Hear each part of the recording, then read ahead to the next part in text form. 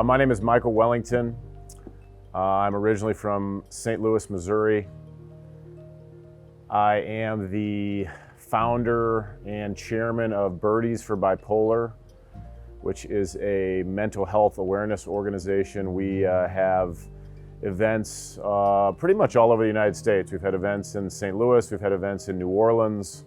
We're efforting new events in North Carolina and Florida. And our events bring awareness and raise funds for people who live with mental illness. Our main mission for Birdies for Bipolar is to help people to understand that just because you have a mental illness doesn't mean you can't live an enjoyable and successful life.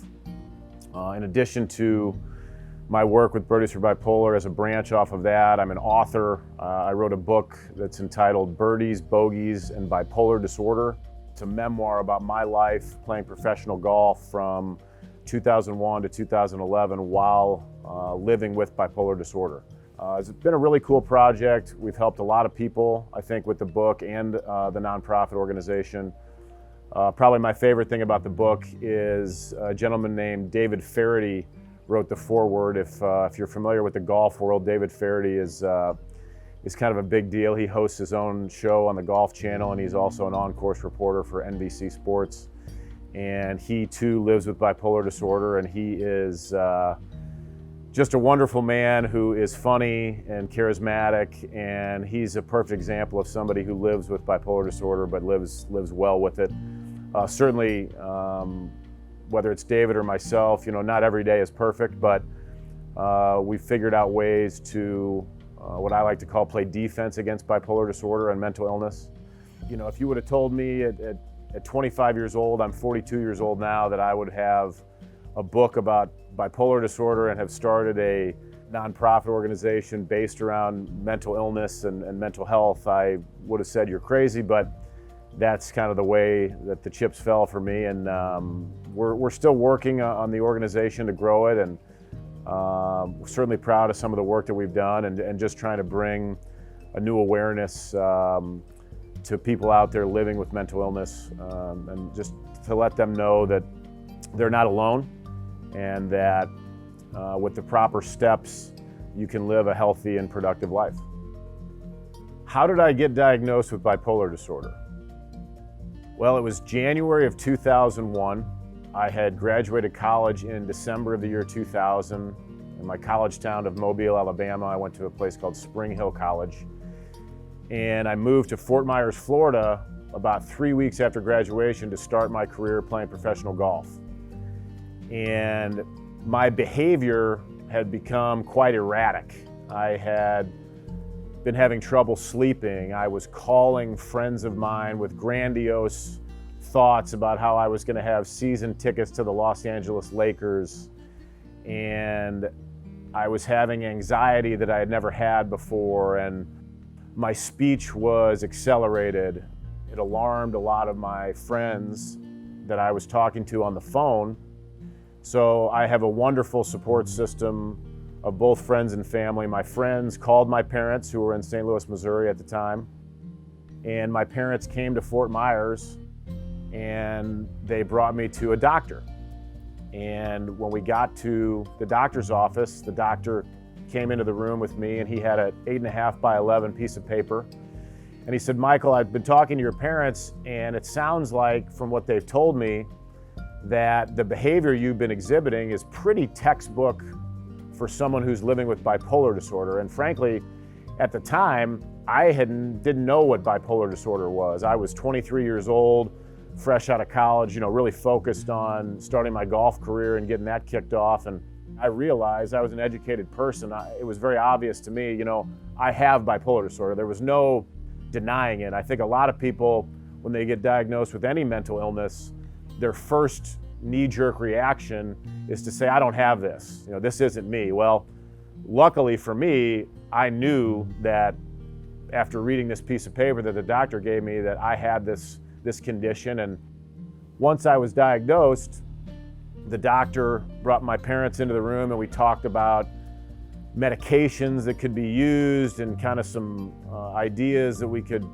apply to combat this disorder. My biggest issue was that I had had a bunch of success at college on the golf course. I was an All-American, I had won golf tournaments, and when I was in college, I didn't take any medication, and I didn't use any of these practices to help any sort of condition because I didn't know I had a condition.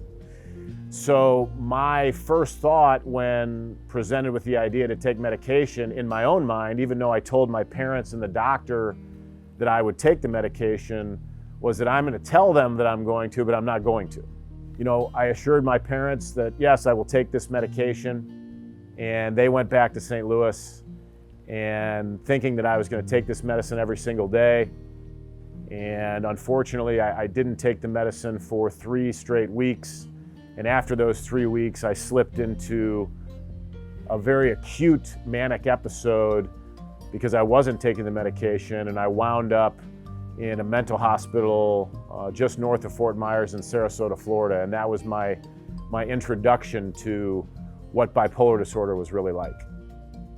Why is it important for employers to learn about this topic?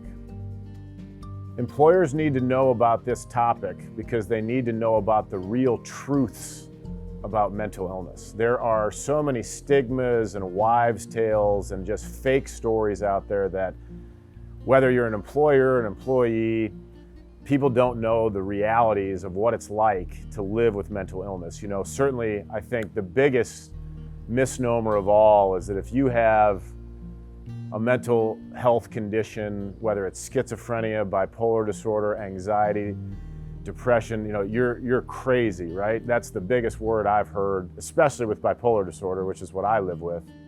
But if you are healthy and you take care of yourself, you can perform at an extraordinarily high level. But I think it's important for a leader to create a support system environment, not just for people living with mental illness, but just your entire team.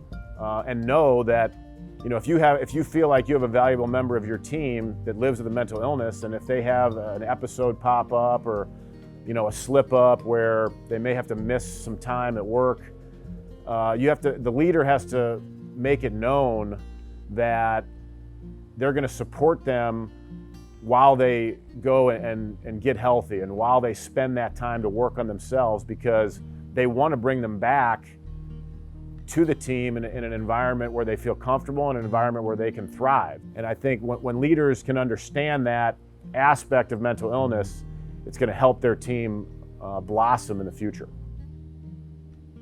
What do I want leaders to know going into this course?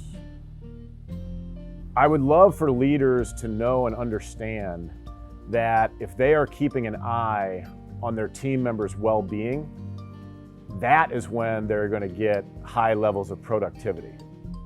If a leader is aware that their team members are in a good place mentally, good places physically, then that's when peak performance and high-level productivity are going to take place. I think it's also very important for a team leader to do their research on particular mental illness situations that may pop up with their team. That means if somebody has depression, find out what your team member is going through. Find out what the side effects of depression are. Find out what happens when somebody is depressed. Because as a team leader, you may or may not be familiar with these type of feelings or these type of situations. And in order for a team to excel at a high level, you want to have proper information. You want to be able to relate to your team members. So whether that means finding out information about a condition like depression or anxiety or even bipolar disorder, or just simply checking in verbally or with a message to your team members, these are things that can all be done by a leader to help get peak performance and make the productivity level of your team as high as it possibly can be.